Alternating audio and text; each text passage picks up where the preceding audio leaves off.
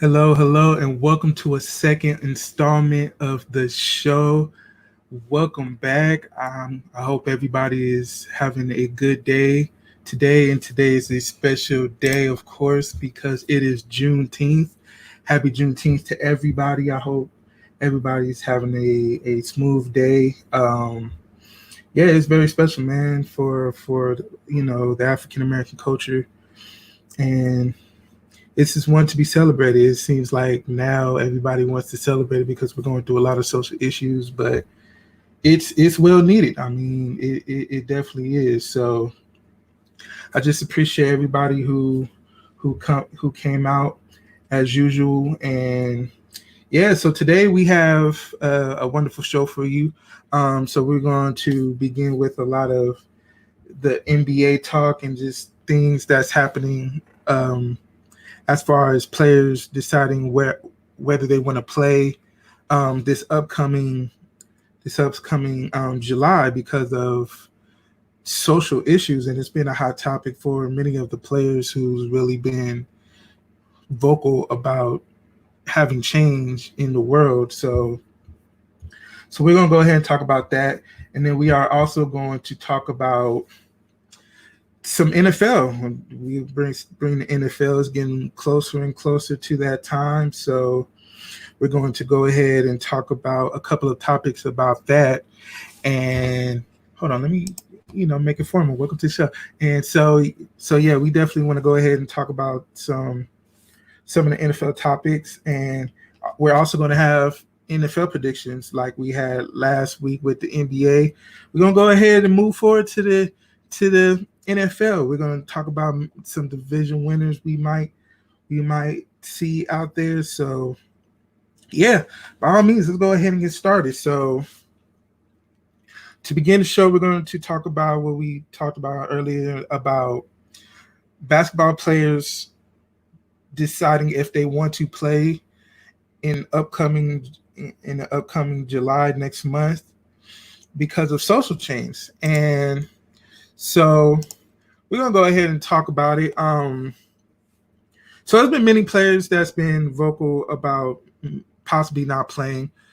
Kyrie Irving has been one of the leaders about this issue. Dwight Howard, Steven Jackson, and also Avery Bradley has been just among a few players who has been really talking about having social, not playing and trying to fight for social change. And I'm okay with that, honestly. So here's the thing.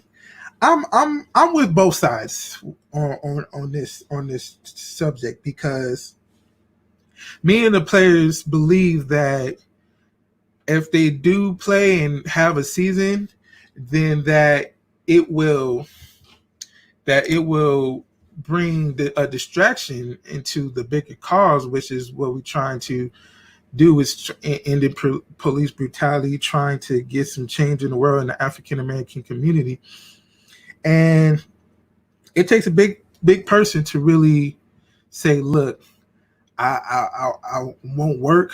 I will be in the streets trying to really make a change for my community, and it takes a big person to really do that. So there's been a lot of backlash that Kyrie Irving have faced from saying that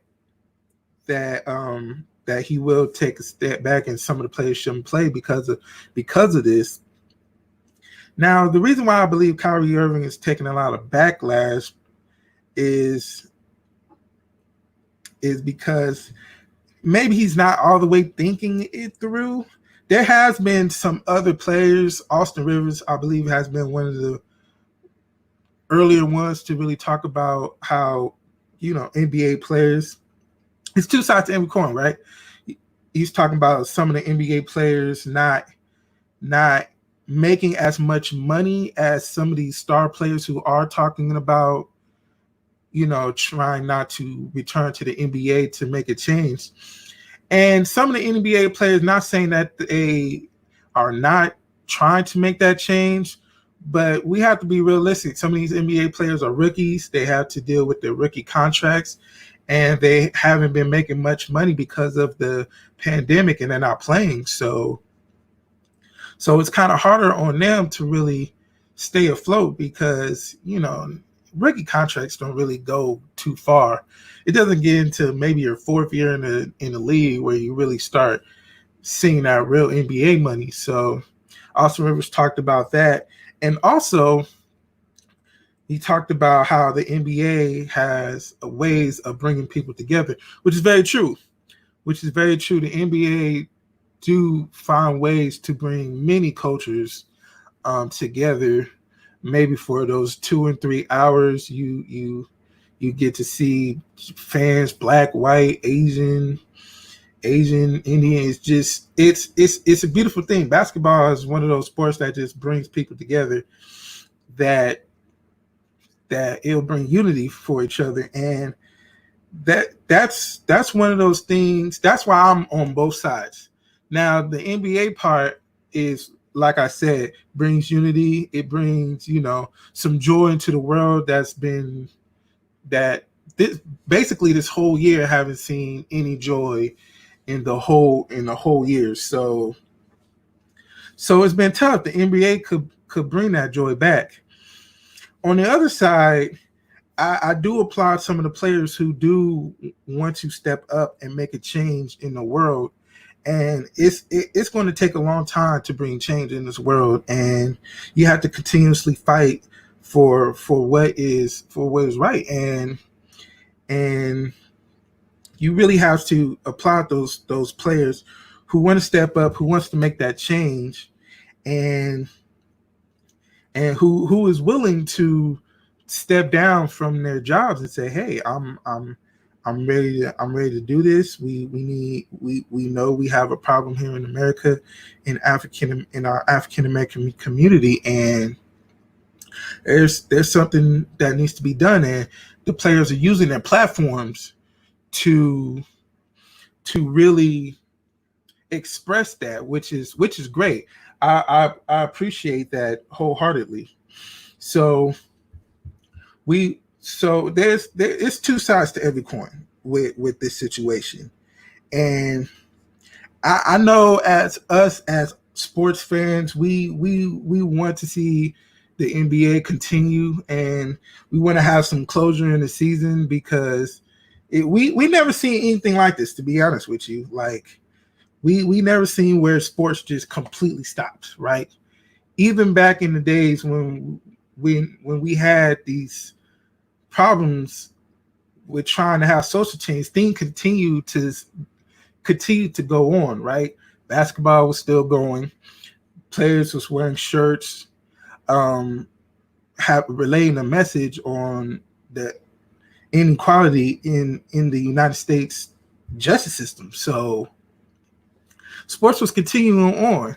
So now here in 2020, where there is a humongous pandemic going on with COVID-19, things seem to be at a halt where players can really move and dig deeper into trying to make change, and which they are willing to continue even when things get back to whatever normal it is. And so this is something new. This is something new in the world that we have never seen before, and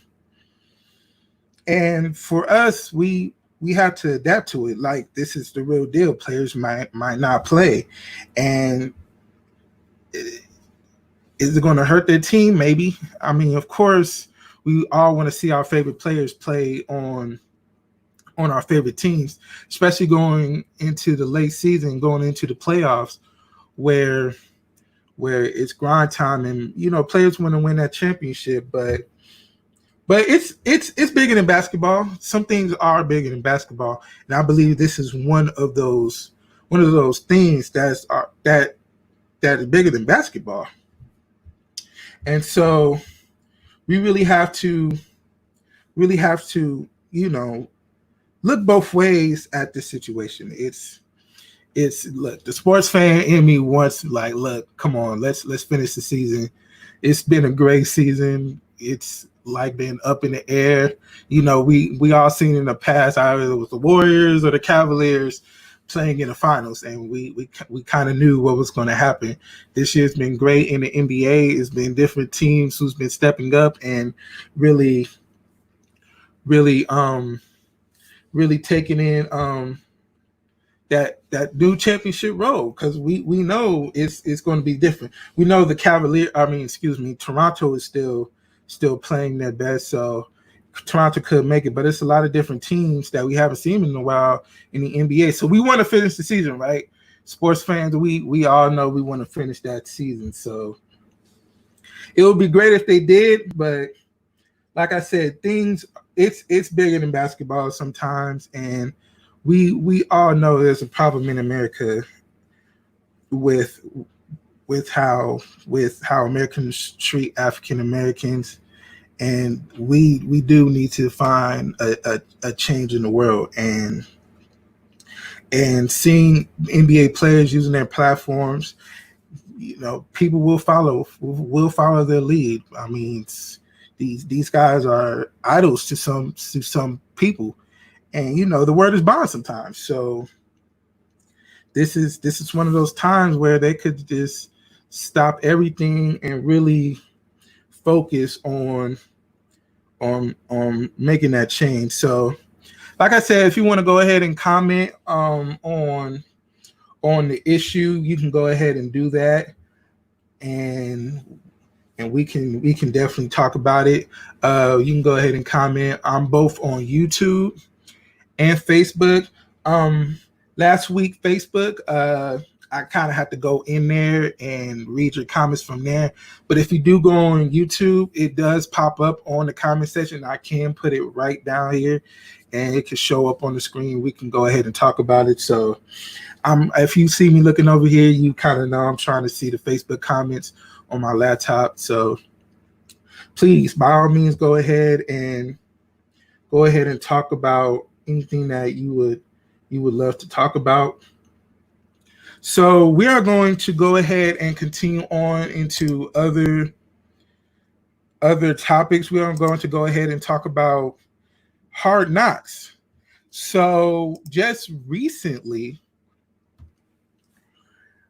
Hard Knocks, the television series on HBO, has recently announced that both the Los Angeles Chargers and the Los Angeles Rams will both be on Hard Knocks. And I believe this is the first time we've seen anything like this. We're seeing two different teams on both shows, and it's not a surprise. I don't think it's a surprise to anybody, because Los Angeles is in the midst of moving into a new stadium.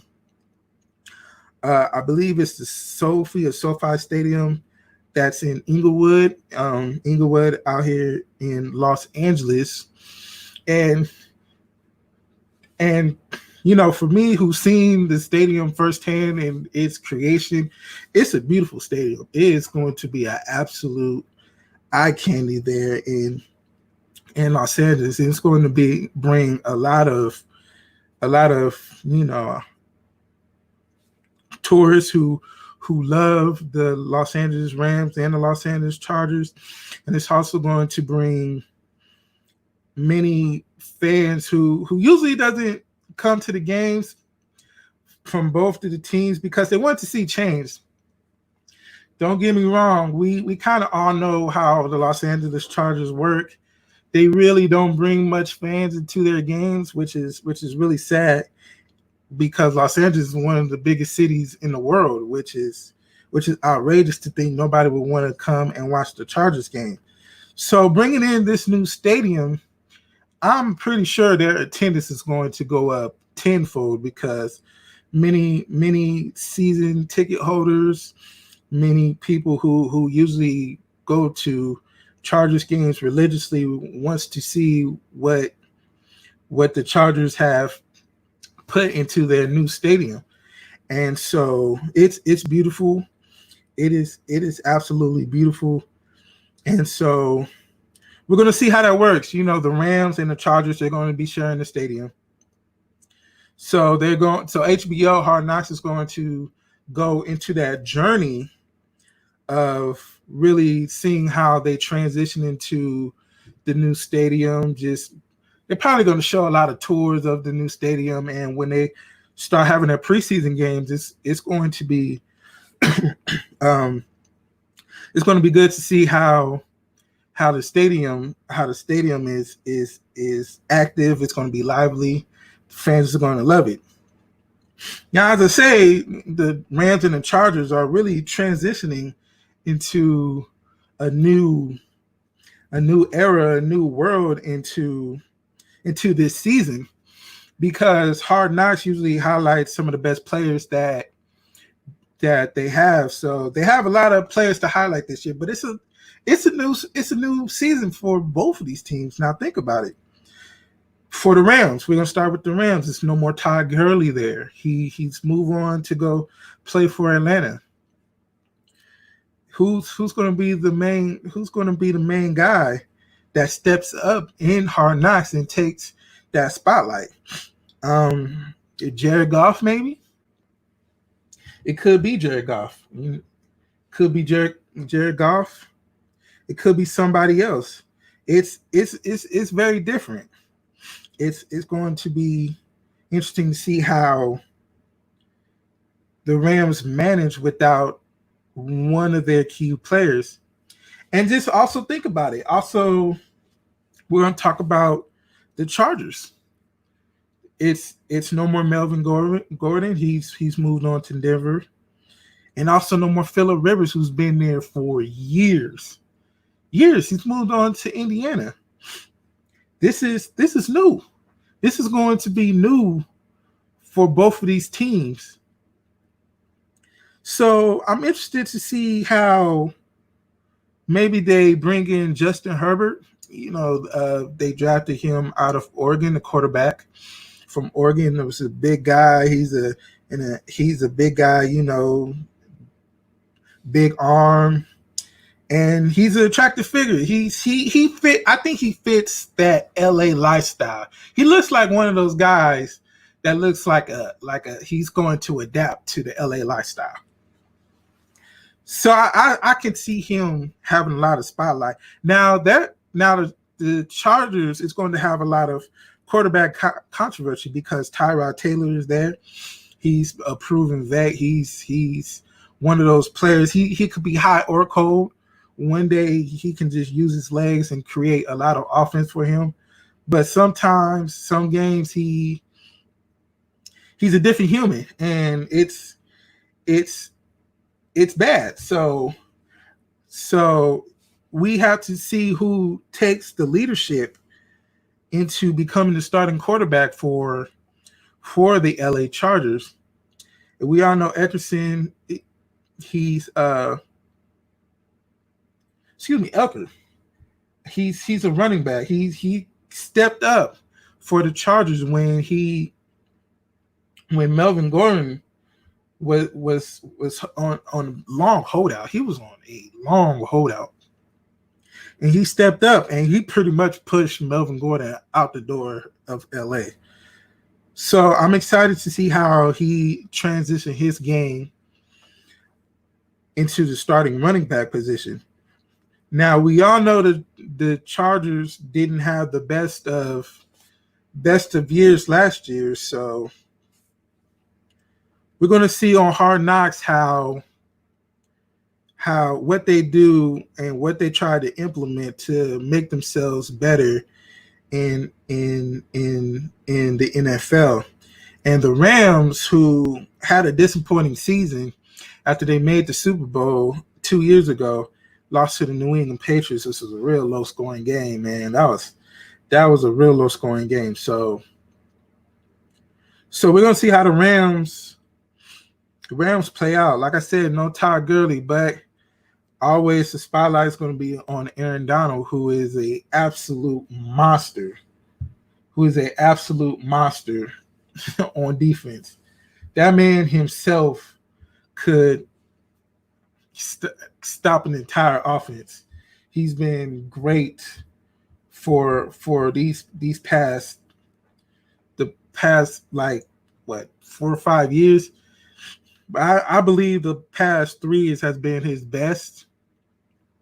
I can always remember last year watching the Chiefs and the Rams game on Monday night, which was probably one of the best games I've ever seen in my adult life. It was a back and forth affair, and he was an absolute beast. He's an absolute beast. Nobody can stop him. So it's going to be nice to see his life outside of football. You know, Hard Knocks does a great job of really highlighting players, you know, outside of their life, how they live, you know, their family. And it's just, and the workout habits. Now, we all seen Aaron Donald and his workout habits, and he's amazing. His footwork is great. You would think he's like a running back playing defensive line. Like, his footwork is amazing. It's just amazing to see how he's one of those guys that really works hard on his craft, and you can tell how it transitioned into the football field when he gets into those games. He's just getting that mode where it's just like, wow, it's like he's absolutely crazy. So I'm excited to see that. I'm excited to see how Jared's golf lifestyle might be. He seems like a really low-key guy. You know, he doesn't seem to get into much. And Hard Knocks, I'm gonna say Hard Knocks about this.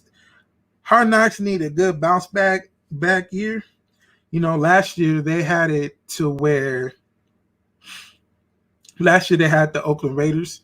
Of course, everybody knew that was the last year in Oakland, so they definitely wanted to highlight that their last year in Oakland. Everybody knows Oakland has been the Oakland love them some Raiders. I seen that firsthand. You know, the last 2 years going to school out there in the Bay Area. Oh my goodness, let me tell you, those people were so heartbroken. When I tell you heartbroken that the Oakland Raiders was leaving town to go to Las Vegas, they were heartbroken. So everywhere I went, they had their Raiders jerseys. They had everything Raiders. When I was in both San Francisco and Oakland, when I had the chance to commute both to Oakland and San Francisco, they loved them some Raiders. So Hard Knocks definitely tried to bring that light and just enjoy that last year of Oakland. And of course, Hard Knocks wanted to highlight Antonio Brown with him being traded to Oakland. And we all know how that ended up. Oh my God, that was a whole circus. That was a circus. It was bad. Antonio Brown he did his own thing, man. And Hard Knocks had it to where Antonio Brown was doing his thing, like he was doing his obligations to the Raiders. He was showing up to the workouts, and he had his problems with his foot, which was very wild to see on Hard Knocks. They were showing his foot. It's just like skin and stuff was coming off of it. It was nasty. It was real nasty. So Hard Knocks really tried to do that. And, you know, the Raiders have a lot of stand-up guys. So Hard Knocks usually try to highlight the wild players that like to cuss and do all types of wild stuff on the football field. And the Raiders didn't have much of that. The Raiders had a lot of outstanding guys. I think Jonathan Abrams was kind of that one guy they turned to the whole last season and was like, okay, we can work with this guy. This is the one guy we can work with, because Antonio Brown was acting crazy. He wasn't even showing up to much of anything after the preseason. You know, that's when he was released, and he basically haven't played in the league since. So Hard Knocks is going to have a lot of making up to do. I'm pretty sure they're going to find that one guy who's a rebel, who likes to cuss, who likes to do wild stuff on the field. And they have a lot of more options. Of course, they have both Los Angeles teams. They want to show the stadium. Of course, you got to show the city. It's Los Angeles, right? Everybody loves Los Angeles, so Hard Knocks is going to go ahead. But look, we have to think about what's going to happen with the COVID-19. It seems like it all comes back, reverse back to COVID-19, and to think we might not even have a football season. I know people really don't want to think about not having NFL, because NFL is, of course, our most popular sport here in America, American football. So Hard Knocks usually begins in heading into preseason. So they want to get into training camp, which is usually around June, heading into August. And so we're gonna see how all this operates, man. If they even have training camp, because people have been practicing, but it's been mostly practice on their own time. So we're gonna see how it works. We're gonna see how all that works out. Hard Knocks is gonna have a lot of work to do, and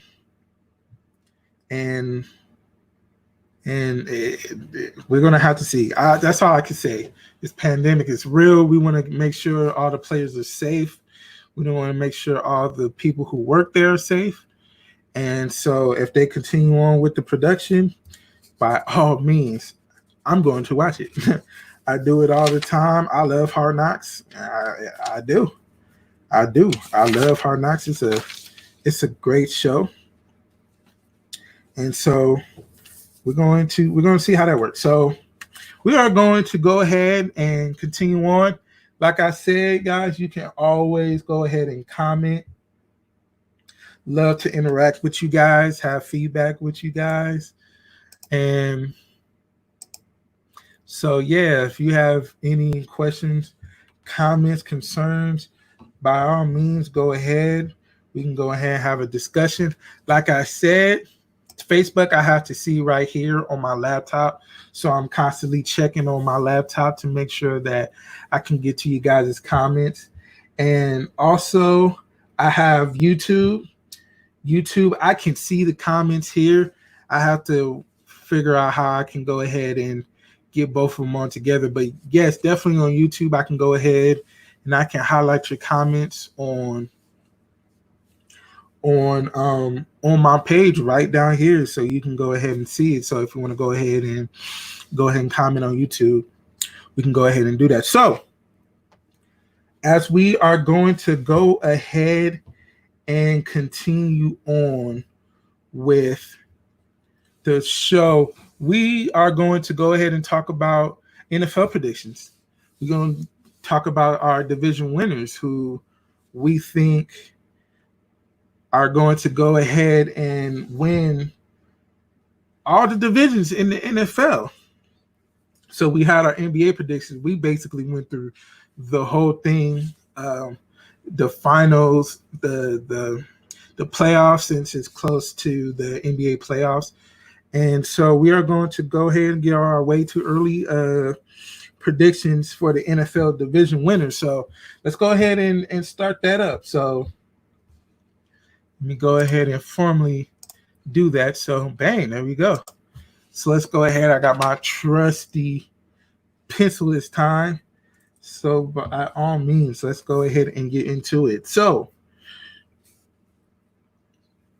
I'm going to go ahead and run down the NFL standings from 2019 from each division. So we are going to go ahead and start on the NFC side. So we are going to go and start off with the NFC East, right? So who came in first place was the Eagles. Eagles was 9-7. who came in second place was the Cowboys with an 8-8 record. Then third place is the Giants, who was 4-12 last season, and also the Washington Redskins, who were 3-13 last year. Now, let's start. Let's be real. All right, this division is horrible. This division is stinky. Now we have the Eagles, who came in 9-7. That's usually a wild card. That's usually a wild card record. So they snuck in. They won the division, right? And the Eagles was beat up last year. Oh my gosh. They had injuries upon injuries and managed to win the division. Now, going into 2020, I don't see the division being any better this year. We know the Redskins. The Redskins still have a long way to go. They drafted Chase Young, which I think was a great pickup. He's going to be a beast when it comes down to the defense for the Washington Redskins. I don't see the Giants making much of a step up either.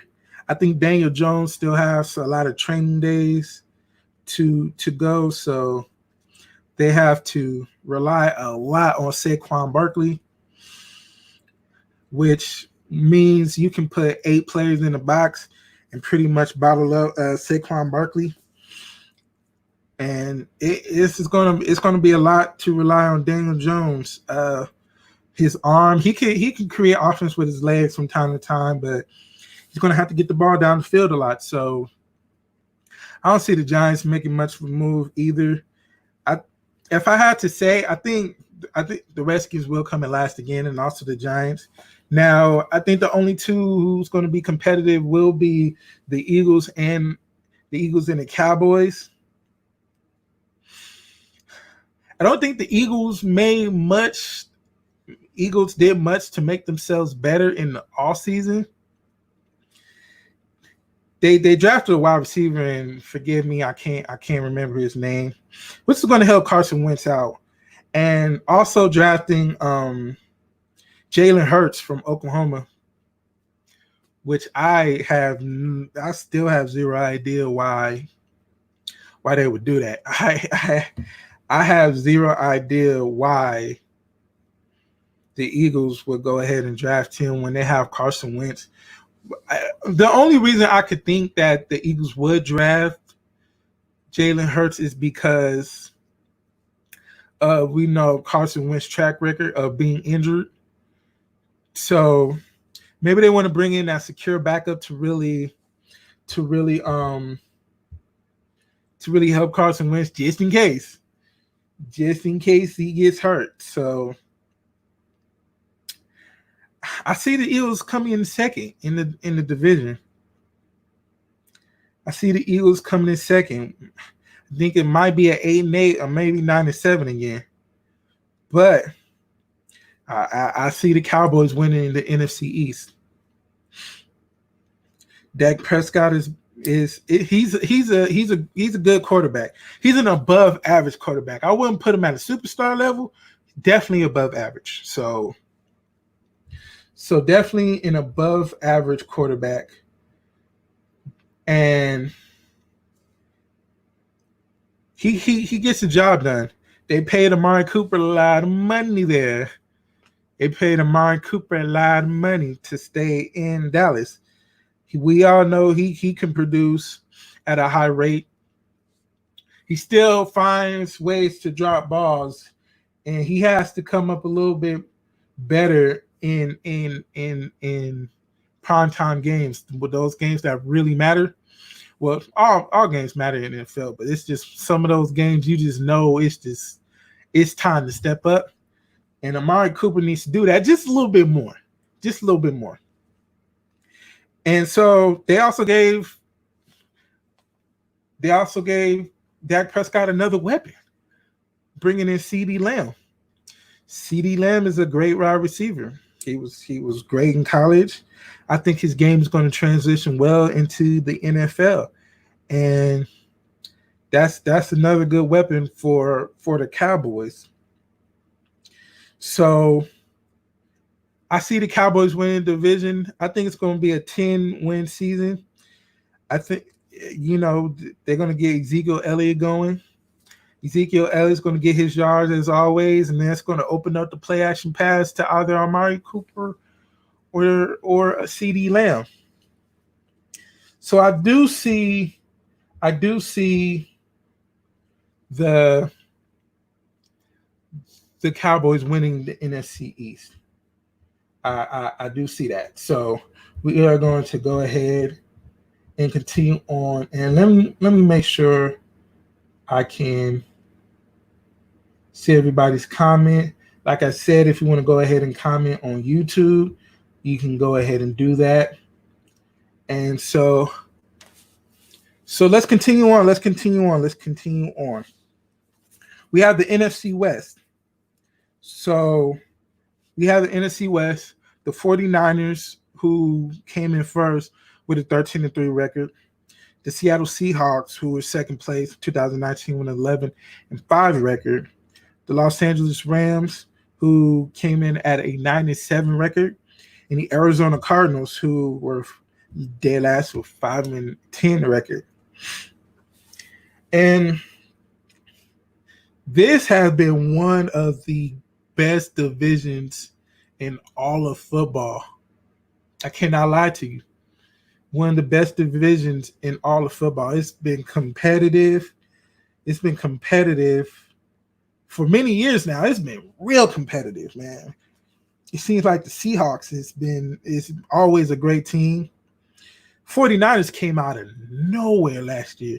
I don't think anybody in their right mind would have said the 49ers would have been 13-3 going to the Super Bowl. Now, I must admit, this 49ers defense was something serious. Okay, you had Nick Bosa, Solomon Thomas, DeForest Buckner. That team on defense was nuts. Now, there have been some players who left the 49ers due to trades. And it's not going to be a secret that the 49ers is going to be good. So I don't know if they're going to rekindle that magic they had last year in 2019 and really have that go-to. So we're going to have to see about that. We all know how the Seahawks operate. As long as you have Russell Wilson on your team, the good things is going to happen because he is a top-tier quarterback. 100% top-tier quarterback. And it could have been a game or two where this Seahawks and the 49ers could have flip-flopped. The 49ers played some great games last year that really helped them get to where they were last year. So the Seahawks are going to be good next year. Don't get it twisted, man. Pete Carroll, Russell Wilson, great combination. Now we got the Los Angeles Rams. Things going to be gifted, like I said earlier, with the Hard Knock situation. It's no more Todd Gurley, so that running game is probably not going to be as good as they once were. So they're going to rely a lot more on Jared Goff. Now, Jared Goff is a capable quarterback. He's a good quarterback, don't get me wrong. Didn't have that top-notch year that he had 2 seasons ago, of course, when he made the Super Bowl. But the Rams, we're going to see. I see them as an 8-18, 8-18. But, man, that division is so competitive. They went 9-7 last year and was in third place. 9-7? That's good enough to get you at least second place. Like I said, if you're in the stinky division, that can get you a division win. And so we're going to talk about the Arizona Cardinals. I think this is a lot different. Kyler Murray have both Larry Fitzgerald and now Deshaun Watson. Excuse me. Wow, Deshaun Hawkins. I don't know why I'm having a brain fart, but yeah, Hawkins have been traded to the Arizona Cardinals, and that's going to help Kyler Murray out a lot. It's going to help Kyler Murray out a lot. He's going to be a lot more comfortable going into the second season. He was the offensive rookie of the year. He did an excellent job with the Cardinals. Now it's going to take a lot to really move up against this division because this division is wild. The division is absolutely wild. So here we go. I see the Cardinals still in last place. I think they do win a couple more games. I say 6 wins for the Cardinals. I think 6 wins will be all right. A one game improvement, as we can see. I see the Rams coming in 8-8 or 7-9. I just don't think the Rams have much firepower. They lost Corey Littleton, who was an excellent linebacker for the Rams. So it's going to be tough on them. So I see maybe a 7-9 record. Then we have the Seahawks and the 49ers. I see the Seahawks going ahead and winning the division this year. I see a 12-4 record in their future.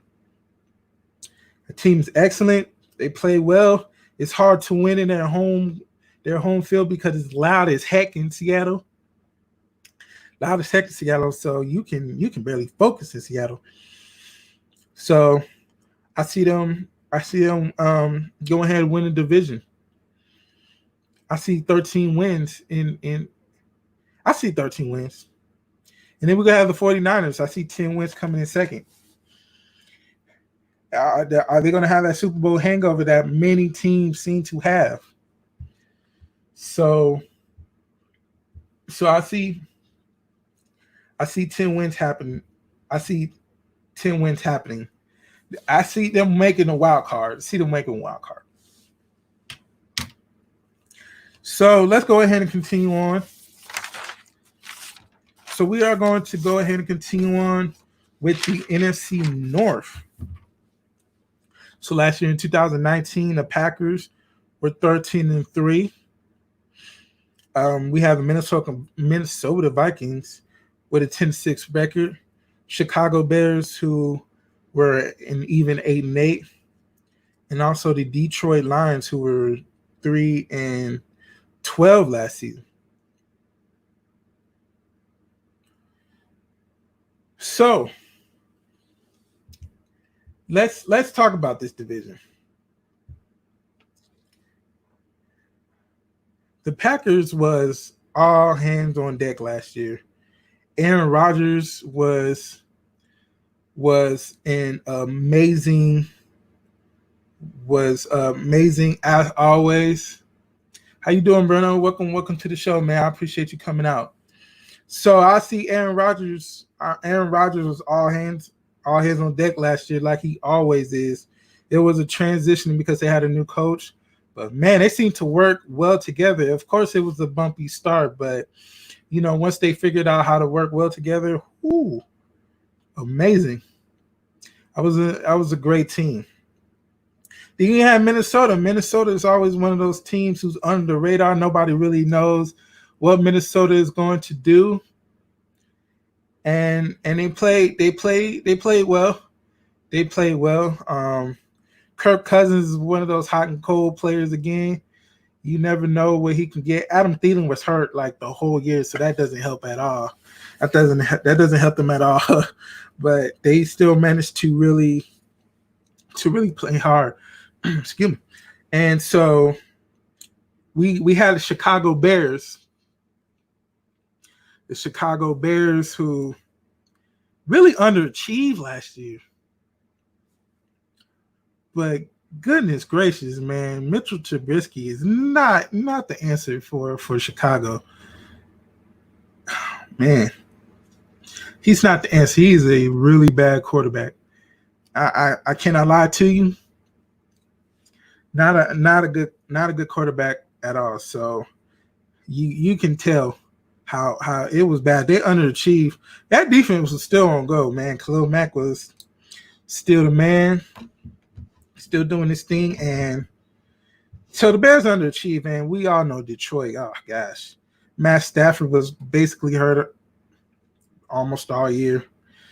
That team is not good, and I don't see them getting any better. So let's go ahead and get our little predictions. Packers definitely coming first. I mean, you can't go wrong when you have Aaron Rodgers on your team, man. Even though they never seem to like him. That they I don't know if the organization like him. They never really give him any talent. They did in this year, and also they drafted Jordan Love, and I'm pretty sure Aaron Rodgers is not happy about. And so, but I see the Packers winning the division. I see the Vikings coming in second again. The Vikings is one of those underrated teams. We got to see how Kirk Cousins play. And then we have the Bears. I think the Bears is going to be a little bit better this year. But I do see them in third place again.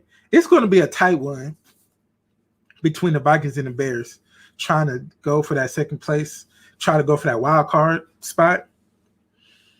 And then we had the Detroit Lions coming in last, man. I think it's time to move on from the Matt Staffords and go ahead and try to make something else going on. So Packers definitely winning NFC North.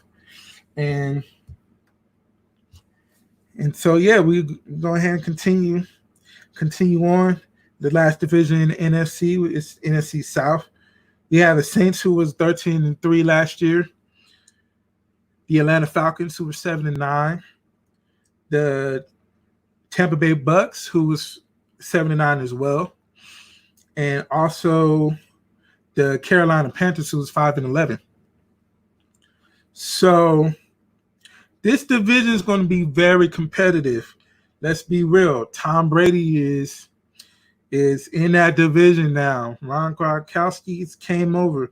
I don't think he's going to be any much of a factor, man. He gets hurt a lot. He's a little bit older. I don't think that body's gonna make it. But let's talk about the Saints. The Saints are a great team, but man, Drew Brees dug a ditch for him in New Orleans, saying what he said about the American flag. Now, the Saints teammates are going to show him love. He's going to have to do a lot of making up to do in that locker room to get his stature back. Now, Drew Brees is a legend in the game. Don't get me wrong. Drew Brees is first ballot Hall of Famer. Easy first ballot Hall of Famer.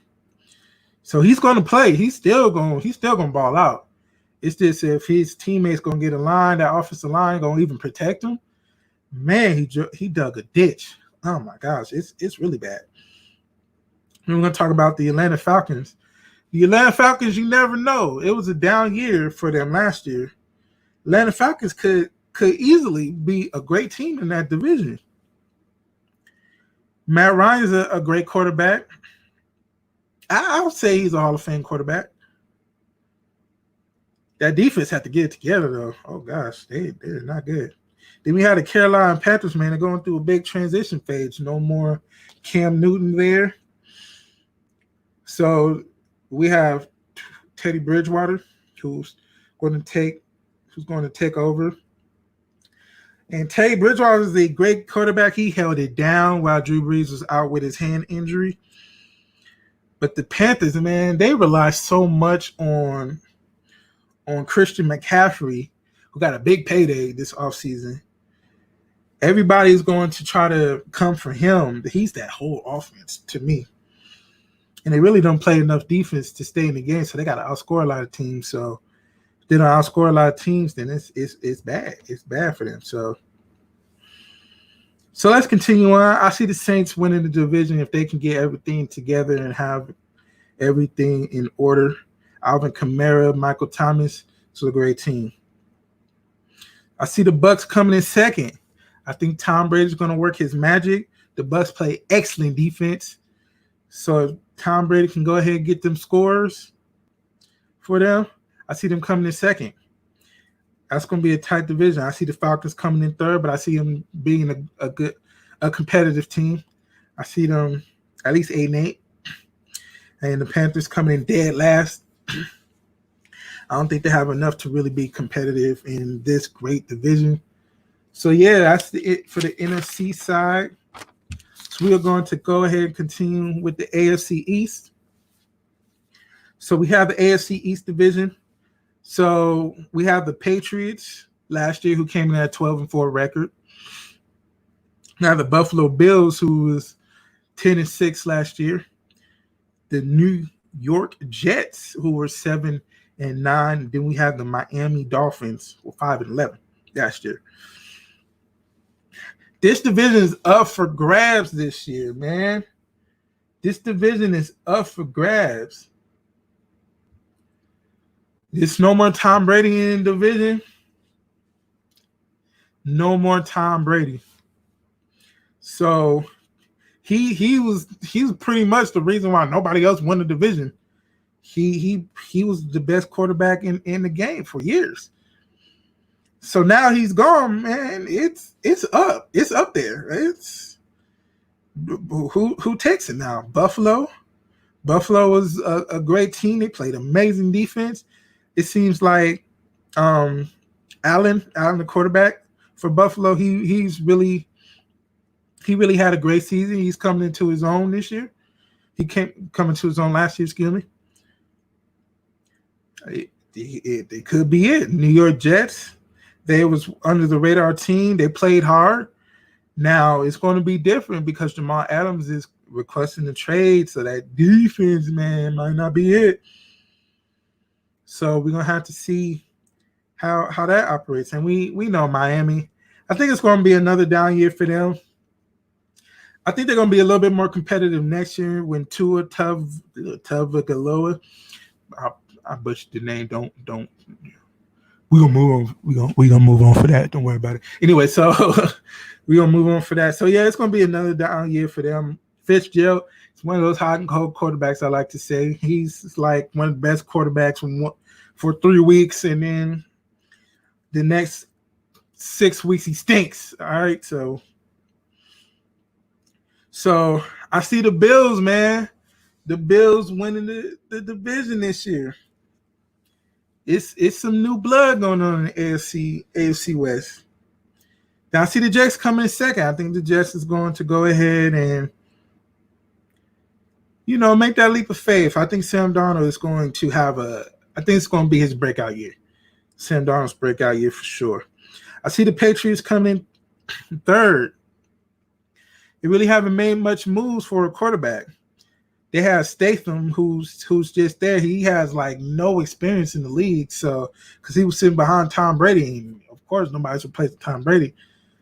So the Patriots, man, it's going to be a down year for the Patriots. I cannot lie to you guys.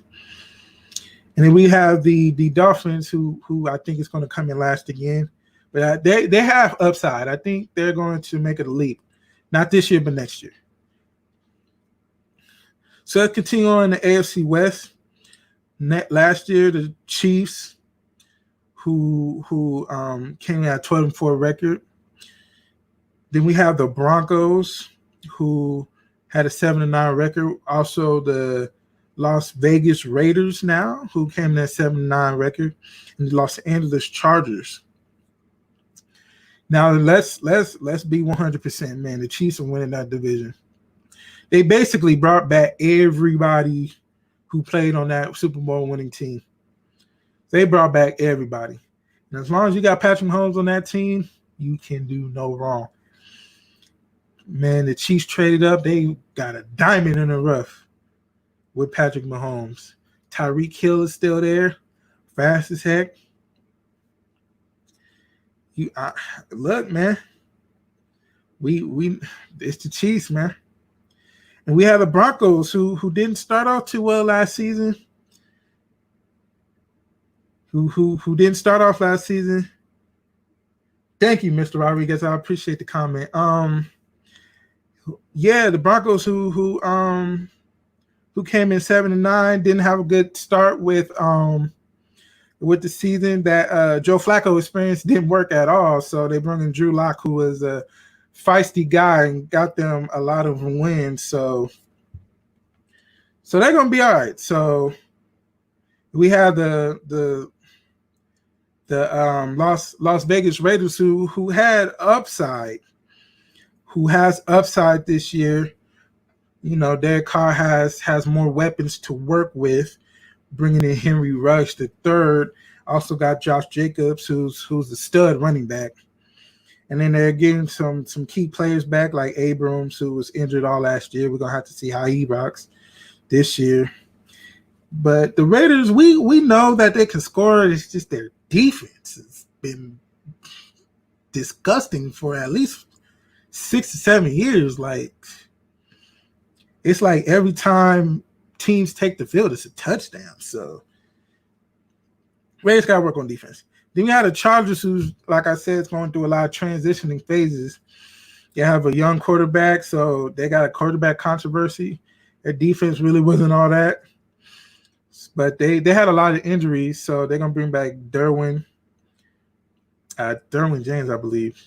I might be saying his name wrong. Excuse me if I am. So he's coming back. He's a stud safety. And the Chargers' offensive line has been horrendous the past couple of years. So if they can get that offensive line together, they're going to be all right. So let's go down the line. The Chiefs are winning that division. We already know. And I see a fight between the Broncos and Raiders for second place. I see Oakland coming in. Excuse me. I see Las Vegas coming in second. They're going to play really hard for the new stadium, new city. They want to do well in their first year in Las Vegas, so they're going to do well. Then we have Denver's going to be a close third. Then we also had the Chargers, I think, coming in dead last. It still has some work to do. So let's continue on. We had the AFC North, Baltimore Ravens, who came in first place, the best record on NFL last year, 14-2. We had the Steelers who played hard, 8-8 record, even record. We had the Browns who really underachieved last year. We thought they was about to make that leap of faith, but they really didn't with 6-10 record. Then we had the Cincinnati Bengals with a 2-14 record, worst team in the NFL. So for the second time, I'm going to try to get through this quick. Ravens, I see coming in first again. Lamar Jackson is an absolute stud of a quarterback, so I see them coming in first. I see the Browns coming in second. I think it's their time. I think they're going to figure things out and really utilize Odell Beckham and Jarvis Landry. We just got to see how Baker Mayfield. He's one of those risky quarterbacks that loves to take those risks. And so I have the Steelers coming in third. I think Ben Roethlisberger, they're going to bring him back in the fold. He was injured all last year. So he's a little bit older, and, the body doesn't heal, quite as good when you're younger. When you're an older guy, Ben is pushing his 40s. So, that's kind of an older age in the NFL. Then we have Bengals, the Joe Burrow experiment. We're going to have to see how he rocks. And I think he's going to be a good quarterback in the NFL, just not his first year. It's going to take him maybe 2 or 3 years to really get acclimated with the NFL. So there we go. Ravens coming in that in the AFC North division. So let's wrap it up. AFC South, the Texans, who came in first with a 10-6 record. Tennessee Titans, who was a surprise team in the playoffs, with a 97 record. Colts with a 7-9 record. And Jacksonville Jaguars, 6-10 record. So pretty much I see the Titans coming in first place. I think they're going to have some success. Derrick Henry is going to have his breakout year because he's an absolute monster. I don't know who in their right mind want to tackle Derrick Henry. I wouldn't. I would not want to tackle that man. He's humongous. I see the Texans coming in second. That Hopkins trade is going to hurt them. Oh gosh, it's going to hurt them bad. I see Cincinnati coming in second or third. Excuse me. Cincinnati with Phillip Rivers. He's a veteran quarterback, but he's that type to throw them interceptions, man. He loves taking risks down the field. And, they have those big receivers in Los Angeles. with Mike Williams and Keenan Allen. Those are both stud receivers. He doesn't have that. Phillip Rivers doesn't have that anymore. And I have Jacksonville Jaguars coming in dead last. So those are my predictions for this year coming up. And so I just thank you guys again for coming to the show and really hanging out with me. I appreciate Breno for coming in, commenting. Also, Mr. Rodriguez. I want to thank everybody who shared on Facebook and commented, liked on my Facebook. You guys are an excellent